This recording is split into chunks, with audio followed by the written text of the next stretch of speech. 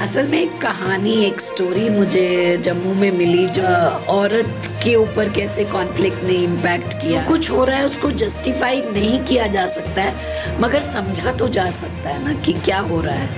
एक कंपैशनेट, एक एम्पैथी की नज़र से कि दूसरे को एक इंसान समझ के सुना तो जा सकता है ना एक दूसरे को। तो हर मोड़ पे एक उम्मीद हमेशा रही है कि ये शायद मोड़ वापस ले जाए। एशियन मेल पॉडकास्ट देखने और सुनने वालों को रशीद राहिल का सलाम पहुंचे। आज हम एक गुमनाम शख्सियत के साथ आपको रूबरू कराएंगे जो असल में कश्मीर में ही जन्मी है, लेकिन इन्होंने कश्मीर में अमन, तरक्की और खुशहाली के लिए उन हालात में काम किया जब यहाँ हर कोई आने से डरता था। मेरा मकसद है मोहतरमा अशमा कौल साहिबा। वेलकम एशियन मेल पॉडकास्ट में आपका खैर मकदम। मैडम, आपसे जानना चाहते हैं कि आपकी असल पैदाइश कहाँ हुई और कहाँ से आपने अपना तालीमी कैरियर स्टार्ट किया, और इसके बाद आपके साथ बाकी बातें भी करेंगे। पहले ये बताइए। आदाब, नमस्कार, थैंक यू सो मच मुझे यहाँ इनवाइट करने के लिए। मेरी पैदाश श्रीनगर में हुई है, रतन रानी हॉस्पिटल। हमारा घर शहीदगंज में था। हम एक वाहिद कश्मीरी पंडित फैमिली थी। शाली स्टोर के सामने घर था। मगर जो स्कूलिंग है वो सेंट जोसेफ्स बारामूला में हुई।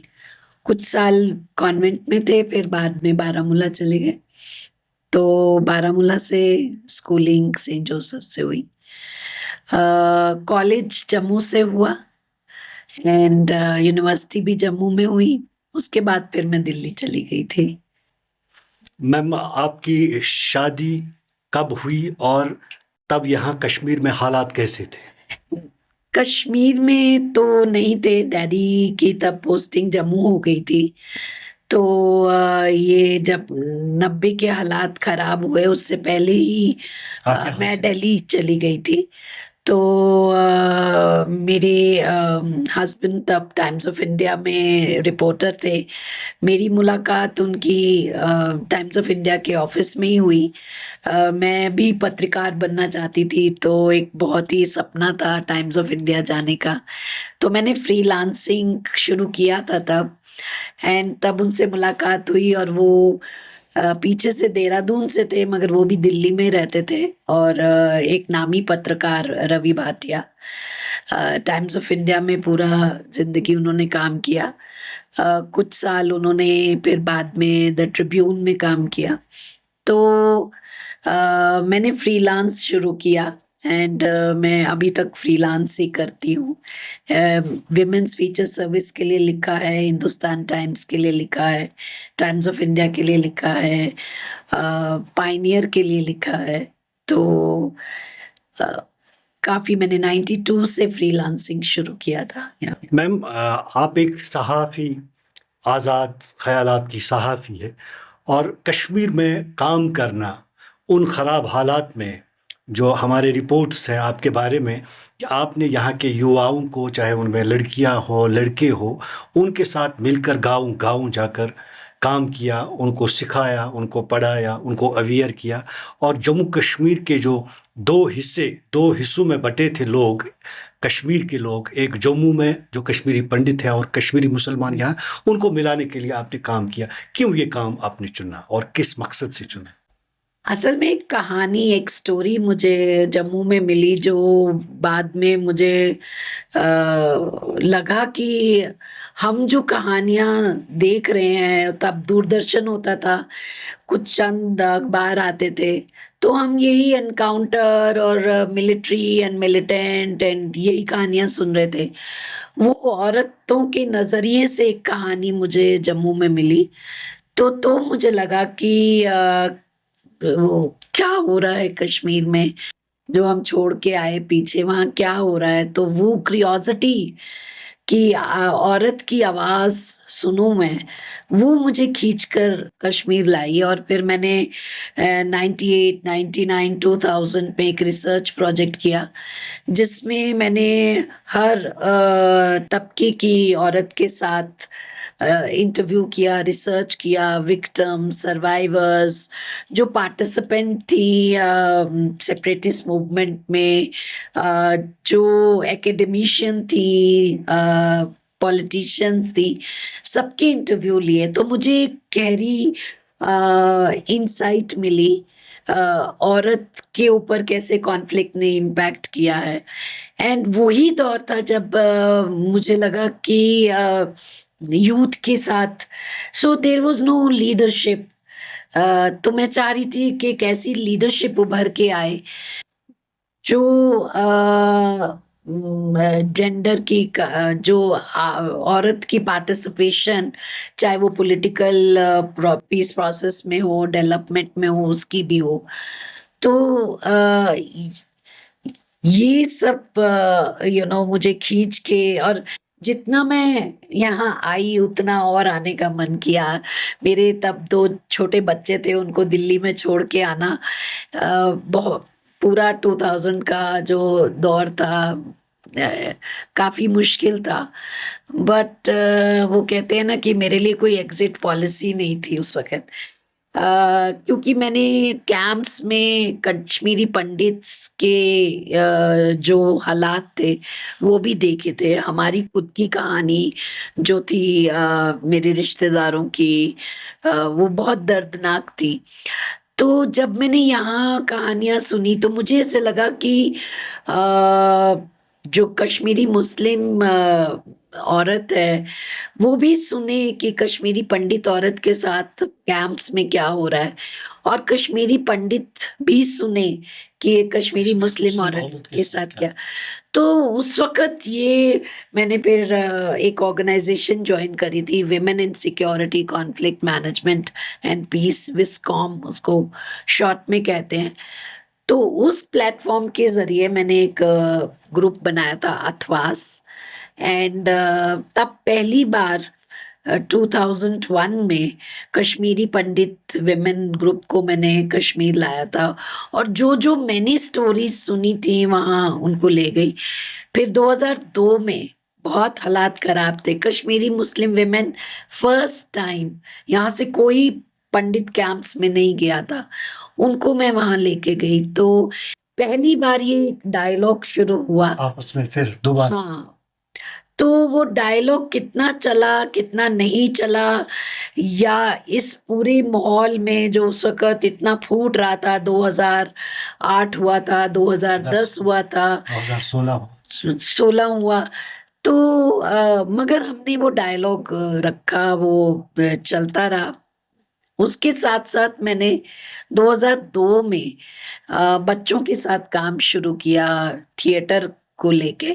जैसा मैंने आपसे बताया, दिल्ली में हम कुछ पंडित और मुस्लिम प्रोफ़ेशनल्स थे। हम ऐसे ही कॉफ़ी, चाय पे मिलते थे, तो हमें लगा कि ये जो हम मिलते हैं, इसका कुछ नाम दिया जाए। तो मुझे याद है शिबन दूधा होते थे तब। एंड हम दोनों अकेले बैठे थे और मैंने कहा शिबन, कुछ नाम रखना चाहिए इस ग्रुप का। बिलाल था, देन शबीन एक लड़की थी, रेणुका, संजली। हम एक दूसरे को सुनते थे, कैसे हमें आना पड़ा, निकलना पड़ा, और वहाँ क्या हालात हैं, एक दूसरे को समझने की कोशिश करते थे कि जो कुछ हो रहा है उसको जस्टिफाई नहीं किया जा सकता है, मगर समझा तो जा सकता है ना कि क्या हो रहा है। एक कंपैशनेट, एक एम्पैथी की नज़र से कि एक दूसरे को एक इंसान समझ के सुना तो जा सकता है ना एक दूसरे को। तो ये हम करते थे। फिर हमने सोचा कि हम बच्चों के साथ काम करेंगे, और हमने थिएटर, सो हम दिल्ली में जो कश्मीरी पंडित कैंप थे, उनके साथ करने लगे। फिर हमें लगा कि नहीं, हमें कश्मीर भी आना चाहिए। तो यहाँ पे फिर हमने ऑर्फनेजेस में जाके काम किया। फिर 2002 में हमने एक थिएटर प्रोडक्शन करी थी। संजीव कुमार थे, अब वो नहीं रहे, पैंडीज थिएटर के फाउंडर। और उन्होंने ये सारा हमें मदद करी ये थिएटर वर्क करने में। दिल्ली हाट में फिर बच्चों ने परफॉर्म किया। 2005 में हमें लगा कि नहीं, इन बच्चों को हमें ग्राउंड ज़ीरो पे लेकर आना है। तो एक मित्र हैं यहाँ पे, बहुत जुड़े हैं, वो बहुत उन्होंने वो जुड़ गए यग्जा के साथ। हमने यग्जा नाम रखा था उस बस। अथवास, तो जो मैं विस्कॉम के साथ काम कर रही थी। जो हमने अलग से बच्चों के साथ काम करना शुरू किया, तो जो हम प्रोफेशनल्स मिलते थे आपस में दिल्ली में, हमें लगा कि इसका क्या नाम रखें इस ग्रुप का। तब हमने सोचा इसका नाम यग्जा रखें, यज्ञ। कि बीइंग टुगेदर। सो ये जो बीइंग टुगेदर की सोच है, ये कैसे हम आगे तक पहुंचाएं, तो तब हमने बच्चों के साथ काम करना शुरू किया। तो कश्मीर से एक शाहनवाज हैं आयश मुकाम के, वो जुड़ गए इसके साथ। तो जब वो जुड़े, फिर इसमें और भी एक एक चेन बनी और एक मोमेंटम आया। तो 2005 में फिर हम जगती कैंप से, ये नगरोटा कैंप, मुट्ठी कैंप, परकू कैंप, दिल्ली से, और यहाँ ऑर्फनेज से बच्चे, हमने गुलमर्ग में 7 डेज का एक थिएटर वर्क किया। और उसका प्रोडक्शन बीएड कॉलेज में हुआ। और आप यकीन नहीं करेंगे, कारगिल की वहाँ पे कुछ ऑर्फन बच्चियां थी जो जम्मू में रहती थी अपना घर में, वो भी आई। तो ये कोई 70 बच्चे थे, कश्मीरी पंडित, वो कारगिल की बच्चियां, और कश्मीरी मुस्लिम बच्चे, बारामूला से, बिजबिहारा से, श्रीनगर से, ये ऑर्फनेजेस से। और वो मुझे दिन याद है, हम एक दिन पहले उससे यहाँ बिस्को स्कूल के बाहर बहुत बड़ा ग्रेनेड ब्लास्ट हुआ था। बट उसके बावजूद नेक्स्ट डे हम गुलमर्ग गए। एंड आपको मैं शेयर करना चाहूंगी, नगरोटा से जब हमारी बस रुकी और नगरोटा से बच्चे चढ़े कश्मीरी पंडित, तो उनके दादाजी सबके लिए कहवा लेकर आए। उनको लग रहा था कि रोहित पता नहीं वहां मिलने जा रहा है, शायद सब कुछ सॉल्व हो जाए और हम वापस जा सके। तो हर मोड़ पे एक उम्मीद हमेशा रही है कि ये शायद मोड़ वापस ले जाए। बट अभी तक इंतजार है, 35 साल हो गए हैं, वो मोड़ डेस्टिनेशन तक। अल्लाह करे कि वो मोड़ फिर हम एक बार उस मोड़ पे मिले दोनों। आपको यहाँ आके उन हालात में डर तो नहीं लगता है? कोई ऐसा वाक़ा जब आपने खौफ महसूस किया? सी, एक तो फियर होता है, एक डेंजर होता है। फियर चॉइस है, डेंजर के लिए तैयारी करनी पड़ती है। तो मैंने इन दोनों का डिफरेंस समझा। शुरू शुरू में जब मैं आई, तो बहुत कुछ सुना था, तो बहुत मैं डरी हुई थी। मैंने इनफैक्ट अपने कॉल नाम ड्रॉप कर दिया, और मैंने अपने हस्बैंड का सरनेम लिया भाटिया, ताकि लोग पहचान ना पाए। 2 साल तक मैंने नाम छुपा के रखा। धीरे धीरे धीरे धीरे धीरे, मगर जब जान पहचान बढ़ी, तो वो खौफ भी जाता रहा। एंड फिर इतने रिश्ते, मतलब अपना कोई रिश्तेदार नहीं है यहाँ पे, उसका बहुत दुख और रोना आता है। तो उनकी एब्सेंस में फिर मुस्लिम ही रिश्तेदार बन गए। आप समझ रहे हैं मेरी बात को? बिल्कुल। तो वो दोस्त बने, करीबी साथी बने। रिश्तेदार से भी बहुत। और फिर जो मैंने काम शुरू किया यग्जा का, जो यूथ जुड़ा इसके साथ, वो भी अपने बच्चों की तरह हैं। तो जब वो सब होने लगा ना धीरे धीरे, तो वो जो एक खौफ था आइडेंटिटी का कि मैं कश्मीरी पंडित हूँ, वो जाने लगा। बीच में कभी कोई वारदात होता था तो डर भी लगता था, मगर कभी ऐसा महसूस नहीं हुआ कि मैं इसका सामना नहीं कर सकती या मैं रह नहीं सकती। कुछ ऐसा इस मिट्टी से वो जो प्यार था। प्यार था, लगाव था, वो शायद उस खौफ को ओवरकम। कोई ऐसा वाक़ा जब आप यहाँ फायरिंग होती थी, ग्रेनेड होते थे हर जगह, कोई ऐसा वाक़ा आपके उस दौर में कि जब आप फायरिंग में फँसी थी? हाँ, बहुत ऐसे वाक़ये हुए और कई बार तो मेरा बेटा तब 4th-5th क्लास में था, तब भी बहुत हुआ। तो अ, एक एक वाक़या याद आता है, तो मैं रफ़ियाबाद में काम करती थी एंड वहाँ के यूथ के साथ।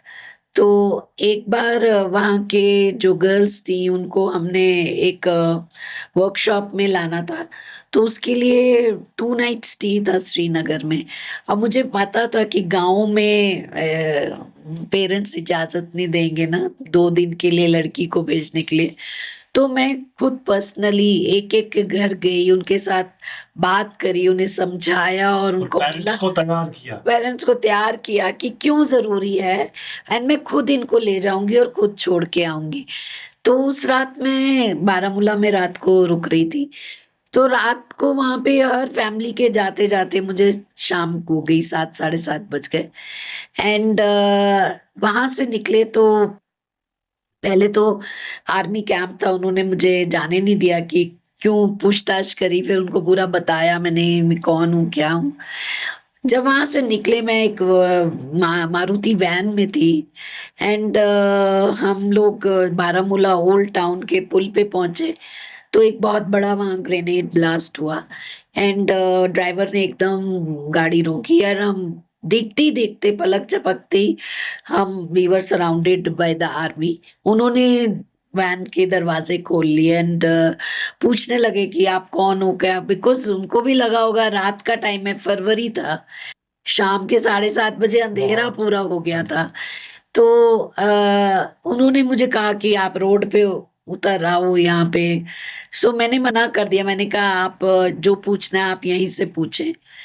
सो उस वक़्त मैंने देखा खौफ़, जो आप खौफ़ की बात कर रहे हो ना, वो मैंने उस फ़ौजी की आँखों में भी देखा खौफ़, डर, और उसी डर से वो मुझसे पूछ रहा था कि आप कौन हो? हिंदू हो, मुस्लिम हो? क्योंकि लग रहा होगा ना उनको कि अचानक ये लेडी कौन है? सो मेरा मन नहीं माना कि मैं अपने को हिंदू बोल के बच जाऊँ क्योंकि मेरा ड्राइवर मुस्लिम था। तो मैंने कहा मैं कश्मीरी हूँ, कश्मीरी, और मैं यहीं बारामूला में रात को, तो ही डिडन्ट नो मैं बारामूला में कौन, जिसका मैं लोकल नाम ले रही थी। तो इतने में पुल के नीचे से मिलिटेंट्स वहीं थे, उन्होंने फायरिंग शुरू करी एंड ये जो फौजी थे ये उनके साथ लग गए। लग गए। और मतलब आप वो सीन देखिए, उस दिन फुल मून नाइट था, मुझे ये याद है क्योंकि दरवाज़े खुले थे और मैं चाँद की तरफ देख रही थी और अपने बच्चों के बारे में सोच रही थी जो दिल्ली में थे एंड मैंने अपने को सरेंडर किया डिवाइन के कि अब जो है आपके हवाले है, क्योंकि हम आधे घंटे तक उस फायरिंग में फँसे रहे। अच्छा, तो ड्राइवर मुझे कह रहा था सीट के नीचे चले जाओ, तो हम सीट के नीचे झुक गए। इतने में फिर कोई आधे घंटे में जेके पुलिस आई एंड तब मुझे थोड़ा तसल्ली हुई कि मेरी कोई बात समझ पाएगा मैं कहाँ जा रही हूँ। फिर उन्होंने कहा कि 10 मिनट अभी लगेंगे एंड तो आप तब निकल सकते हैं। सो ये एक बड़ा खौफनाक वो था, एक बट एक वो जो आइडेंटिटी का फ़ियर होता है ना कि वो शख्सियत का, वो मुझे फ़ियर कभी नहीं हुआ। मैं मुझे मालूम था कि मैं कश्मीरी हूँ एंड उसका मुझे बहुत कॉन्फिडेंस था। मगर जो हालात थे यहाँ वो डेंजर था। उस डेंजर से बच के रहना, वो सीखना पड़ा। तो कैसे बचना है, कैसे जाना है, कितने बजे जाना है, कितने बजे आना है, ये सब तो था। सो कितनी मुतमईन है आप जो आपने 30 साल पहले यहाँ अपनी शुरुआत की थी एक मंजिल की तरफ बढ़ने की। तो क्या लग रहा है आप उस मंजिल को आप छू पा रही है? अ, खुद अपने अंदर एक बहुत बड़ी ग्रोथ हुई है, एक स्पिरिचुअल ग्रोथ, जो एक छोटी आइडेंटिटी से बियॉन्ड एक लार्जर आइडेंटिटी की तरफ है, ह्यूमन आइडेंटिटी, स्पिरिचुअल ग्रोथ। सो स्पिरिचुअल ग्रोथ में मैंने अपने शैवाइट जो परंपरा है, यहाँ की ट्रेडिशन है, उसको बहुत अच्छे से जाना है और समझा है और उससे राब्ता हुआ है। क्योंकि मैं उसको अब अच्छे से समझ पाई हूँ, इसीलिए मैं यहाँ के जो ऋषि ट्रेडिशंस हैं, जो सूफी ट्रेडिशंस हैं, उनको भी समझ पाई हूँ। तो ये जो यहाँ का कश्मीर का एक ट्रेजर है, शैवाइट सूफी ट्रेडिशंस का, जो यहाँ का आपस में रिश्ता है, वो मुझे लगता है कि जो हो रहा है वो बहुत सुपरफिशियल है, वो जो नीचे है वो ठोस है। वो कहीं पे हमें वापस सरफेस पे लाना है। तो उसमें मेरी पूरी योगदान चल रहा है, एंड वो होगा नहीं होगा ये ऊपर वाले पे है, बट अपना एक कंट्रीब्यूशन, अपना एक रोल उसमें कि we have to awaken the people towards their spiritual identity। ये जो हम छोटी मजहबी आइडेंटिटीज में फंस गए हैं, पॉलिटिकल आइडेंटिटीज में फंस गए हैं, ये अगर हम स्पिरिचुअल लेंस यूज करें उन्हीं आइडेंटिटीज को इन्फॉर्म करने के लिए, तो हम एक दूसरे को समझ पाएंगे और एक दूसरे पे भरोसा कदर भी कर कर पाएंगे। जो यहाँ का मैंने तो कश्मीरियत वर्ड पहली बार सुना जब यहाँ की पॉलिटिक्स हुई। हमें जो समझ आता था जब हम ग्रो कर रहे थे वो थी लिहाजदारी। वो लिहाजदारी वापस आए, आपस में म्यूचुअल रिस्पेक्ट, कि हमारे हदूद ये हैं।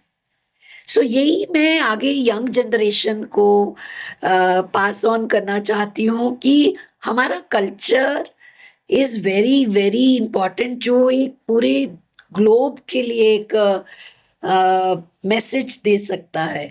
तो अपने हदूद में रह के फिर भी एक दूसरे की कदर करना, वो हम ही जानते हैं। अश्मा जी, आप एक औरत है, औरत का काम घर में भी होता है, बच्चों का देखभाल भी, और जो इर्द गिर्द का माहौल उसमें बिजी रहना। एक औरत होकर आप उस घरेलू जिंदगी में कितना योगदान देते हैं, पार्टिसिपेशन कितनी करती है, किचन में जाती हो, कभी वहाँ कुछ डिशेस पकाती हो, वो फुर्सत मिलती है? बिल्कुल, बच्चों को दम आलू बहुत पसंद है, तो जब भी उनसे मिलना होता है तो मतलब उनकी मनपसंद का खाना बनाना। एंड मैं बहुत लकी हूँ कि मेरे हस्बैंड बहुत कोऑपरेटिव थे, तो जब भी मैं कश्मीर आती थी वो पूरा घर का संभालते थे। जब मैं वापस जाती थी तो वो पूरा फिर मैं टेक ओवर कर लेती थी। तो या किचन में जाना, खाना बनाना, मैं कई बार कहती हूँ कि सोशल मीडिया पे हम सिर्फ कश्मीर की फोटो डालते हैं, किचन में बर्तन धोते हुए किसी ने नहीं डाली, तो ये भी डालनी चाहिए बताने के लिए कि भाई बर्तन भी धोते हैं। मैम, ये मुझे बताइए कि जो आपने 30 सालों में यहाँ काम किया है, कहीं ना कहीं वो रंग ज़रूर लाएगी, लेकिन क्या इसके लिए आप किसी लीडर, किसी शायर, किसी अदीब, किसी स्पिरिचुअल लीडर से मुतासिर हुई थी? वही मैंने कहा ना कि बहुत लीडरशिप वैक्यूम है, कि जिस डायरेक्शन में, जिस दिशा में आवाम को ले जाना है, मुझे ऐसा कोई लीडर नहीं मिला। इनफैक्ट गुमनाम लोग ही मिले जिनमें वो रोशनी है जो आवाम को, यंगस्टर्स को रास्ता दिखा सकते हैं, मगर उनको ढूंढना पड़ेगा उन जेम्स को, वो छुपे बैठे हैं। मैंने एक बार पूछा भी था एक से कि आप क्यों नहीं बाहर आते हैं, कहते हैं अभी वक्त नहीं आया है, वक्त आने पर बाहर निकलेंगे। तो यहाँ पे जो लीडरशिप है वो हम सोचते हैं कि पॉलिटिकल लीडर है या रिलीजियस लीडर है, ऐसा नहीं है। यहाँ पे your own mother can be your hero, your leader. And मैंने ऐसी कई फैमिलीज देखी हैं जहाँ यहाँ पे जहाँ पे माँ ने बहुत अच्छा रोल निभाया है। She is a unsung hero जिसने अपने बच्चे को भटकने नहीं दिया, ना इस तरफ ना उस तरफ। कैसे उसने पाला है इस माहौल में अपने बच्चे को, मेरा तो सैल्यूट है उस लेडी को। तो लीडरशिप वहाँ से है। सो इवन औरत की लीडरशिप घर में, उसको वो मौका दिया जाए कि उसकी उस लीडरशिप की आवाज़ को स्पेस मिले, पहचान मिले। सो मैं कई लोगों से इंस्पायर हुई हूँ, मगर वो गुमनाम हैं और चुप हैं। मैम ये मुझे बताइए कि आप लेखक भी हैं, आपने लिखा भी है। आपके पेपर जो रिसर्च पेपर्स आप डाले हैं कहाँ-कहाँ अभी तक छपे हैं? मैं फ्रीलांस अभी तक कर रही हूँ। मैं एक यूके बेस्ड पोर्टल है पीस इनसाइट, उनके लिए लिखती हूँ। मैं जो यहाँ पे पॉलिटिकल डेवलपमेंट्स हो रही हैं, उनको मैं पीस बिल्डिंग के नज़रिए से देखती हूँ कि क्या होना चाहिए पॉलिसी लेवल पे, ह्यूमन लेवल पे, सोशल लेवल पे। सो ये स्टोरीज जो होती हैं, ये ब्लॉग्स जो लिखती हूँ, ये बेसिकली जो भी सोशियो पॉलिटिकल डेवलपमेंट्स हो रही हैं, उनको एक पीस बिल्डिंग लेंस से देखती हूँ। एक पीस बिल्डिंग का सेक्टर जो है एक बहुत बड़ा उभर कर आया है, एंड बहुत से हमारे यूथ उसके साथ जुड़ रहे हैं। तो ये एक बहुत इम्पोर्टेंट करियर भी है पीस बिल्डिंग का। सो इसके साथ मैं बहुत जुड़ी हूँ। हमने एक इदारा है, international civil society action for network, I can. तो हमने एक कैंपेन भी स्टार्ट करी इसमें, शी बिल्ड्स पीस। सो इसमें चाह रहे हैं कि पॉलिसी मेकर्स, इन्फ्लुएंसर्स, जो गवर्नमेंट गवर्नेंस में है, एडमिनिस्ट्रेशन में है, पॉलिसी में है, उनको इन्वॉल्व करना कि एक नए नजरिए से अगर हम आगे बढ़े आगे बढ़े तो बात बन सकती है। हाँ, तो इसी को लेके मैं लिखती भी हूँ, रिसर्च भी किया हमने। अभी अभी एक प्रोजेक्ट खत्म हुआ है विमेन आर्टिजन्स के साथ, जो एक रिसर्च एंड एक्शन प्रोजेक्ट था। लंदन स्कूल ऑफ इकोनॉमिक्स के साथ पार्टनरशिप में था। उसमें हमने लोकल कश्मीरी मुस्लिम विमेन जो सोचनी करती हैं, कश्मीरी पंडित विमेन जो कैंप्स में, जिन्होंने यहाँ से जाने से पहले सीखा था, वो आरी वर्क करती हैं। देन जम्मू में डोगरा विमेन जो बशोली का मिनिएचर आर्ट करती हैं। इन 3 ग्रुप्स के साथ हमने काम किया। हमारे यकजा के मेंबर्स उसमें रिसर्चर्स बने, हमने सर्वेस करी। सो ये पब्लिश हुई हैं और उनकी वेबसाइट पे हैं, लंदन स्कूल ऑफ इकोनॉमिक्स की। 30 साल का तजुर्बा आपको है कश्मीर के हवाले से। अब आप कश्मीर पे एक किताब लिखने जा रही जो हमें मालूम हुआ है, तो क्या लग रहा है कहाँ वो आपका प्रोजेक्ट पहुंचा?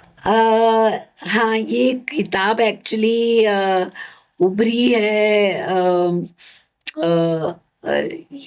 एक तरह से ये 30 साल की मेरी विटनेस जर्नी है, जो मैं हीलिंग एंड ट्रांसफॉर्मेशन वर्क करती हूँ, उसके नज़रिए को रखते हुए, मगर कॉन्टेक्स्ट में ट्रुथ एंड जस्टिस पे लिखना चाह रही हूँ कि मैंने क्या देखा, यहाँ पे सच्चाई क्या है, और जिनसे मैं मिली या जिनसे एक रिश्ता बना, उन्होंने क्या देखा, उनकी तरफ से क्या सच है। तो जस्टिस के लिहाज से, ट्रुथ के लिहाज से ये मैं लिख रही हूँ, सो दैट एक हीलिंग का प्रोसेस स्टार्ट हो। और एक दूसरे को ब्लेम करने के लिए नहीं, मैं इसलिए लिख रही हूँ ताकि हम जो गलतियां हुई हैं उनको फिक्स कर सकें और आगे बढ़ सकें, ताकि हीलिंग हो समाज की। चाहे वो जम्मू के डोगराज हो, चाहे कश्मीर के कश्मीरी पंडित और मुस्लिम्स हो, चाहे वो लद्दाख के बौद्ध हो, हम किस तरीके से इस रीजन को खुशहाल बना सकें, रिश्तों को लेके, इंसानी रिश्तों को लेके। मतलब हम उसको खुशहाल डेवलपमेंट से भी बना सकते हैं, सड़कें बन गई, टूरिज्म आ गया, मगर वो दिल कैसे जुड़े हैं, है ना, वो बहुत ज़रूरी है। क्या पैगाम देना चाहते हैं आप हमारे एशियन मिल के इस प्लेटफॉर्म से जम्मू कश्मीर के उन लोगों को जो आपस में अभी दूर हैं? कि एक दूसरे को सुनना बहुत ज़रूरी है और एक ऐसा माहौल बनाया जाए जिसमें सब महफूज फील कर सकें एक अपनी बात रखने के लिए। सो बात रखने से मतलब डरना नहीं चाहिए। तो ऐसा माहौल बने एंड यंगस्टर्स को आगे आना चाहिए कि वो एक सही दिशा में इसको आगे ले जाएँ, जो सबकी तरक्की के लिए हो, इंक्लूसिव हो, सबकी तरक्की उसमें हो। तामीर तरक्की के साथ-साथ दिल जोड़ने की बहुत बड़ी ज़रूरत है, जिसके लिए अशमा कौल साहिबा काम कर रही है।